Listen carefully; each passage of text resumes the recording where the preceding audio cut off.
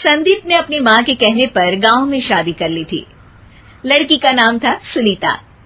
माँ का कहना था एकदम मॉडर्न बहू नहीं होनी चाहिए, लेकिन उन्हें नहीं पता था कि गांव से आने वाली बहू सुंदर सुशील तो होगी और उसको गांव से बाहर भी निकाल लाएंगे, लेकिन उसके अंदर का गांव कैसे बाहर निकलेगा। शादी के कुछ दिन बाद, माँ टिफिन तो देना जरा।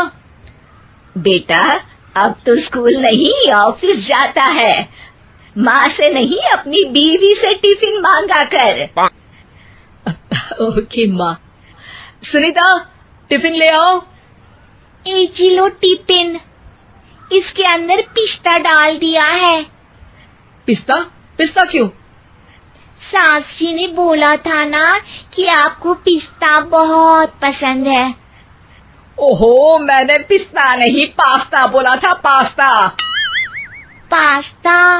कहीं होता है पास्ता?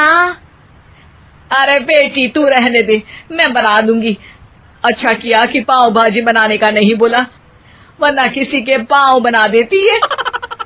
सुनीता को बुरा लगता है, लेकिन उसकी नादान हरकतें कम नहीं होती। ऐसे ही एक दिन, अरे तुमने ये क्या लगाया है? अरे आप वो फूस फूस करके लगाते हैं ना, वही। डियो? का दियो? किसको दियो? अरे वही ना जिससे खुशबू आती है। हाँ हाँ सही पकड़े हैं। अच्छा लेकर तो आना। कौन सा डियो लगाया तुमने? अभी लेकर आते हैं जी।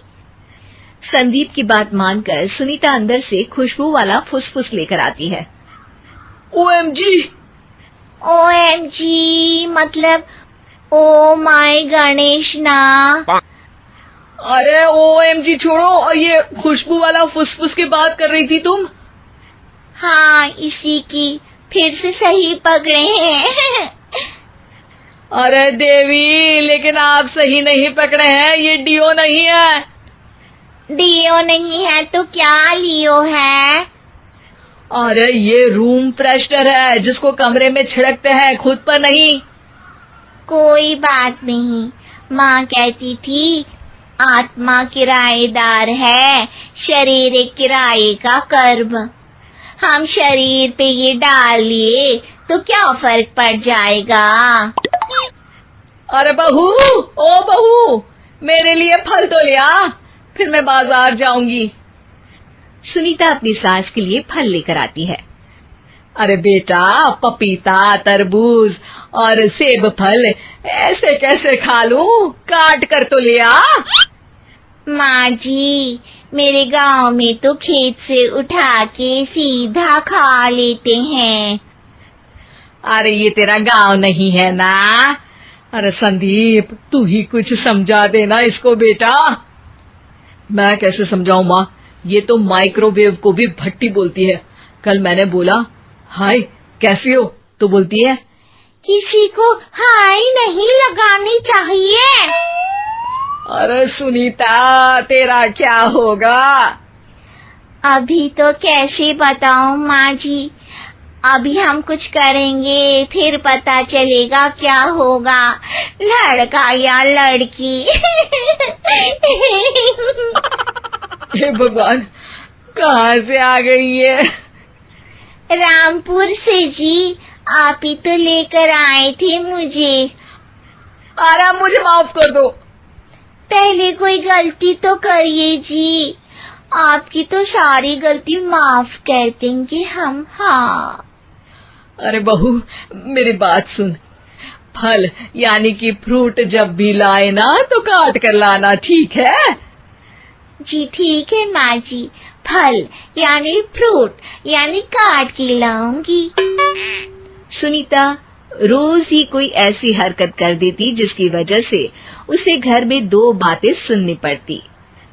एक दिन, माँ मेरे बॉस घर पर आने वाले हैं शाम को, उनका बर्थडे है, फैमिली साथ नहीं रहती उनके, तो यही पार्टी कर लेंगे। उनको अच्छा लगा तो शायद मेरा प्रमोशन भी हो जाएगा। मैं ना फ्रूट केक लाकर फ्रिज में रख दूंगी और तेरे साथ आज खाना मैं बनाऊंगी, ताकि जब साहब आए तो खाने में कोई गड़बड़ ना हो। शाम को जब सारी तैयारियां हो जाती है, संदीप के साथ बड़े साहब भी घर आते हैं।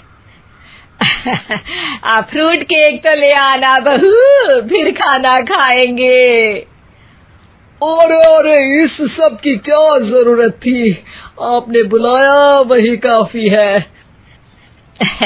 सर, आपका परिवार शहर में नहीं है तो हम ही आपके परिवार जैसे हैं सर। इतने में ही सुनीता फ्रूट केक लेकर आती है और बड़े साहब की टेबल पर रख देती है, और जैसे ही केक के ऊपर का बॉक्स हटाती है, ओह, ये क्या है? केक तो कटा हुआ है। मैं तो ऐसा नहीं लाई थी। आप मुझे शाबाशी दे सकती है माँ जी, मैंने ही केक काट दिया।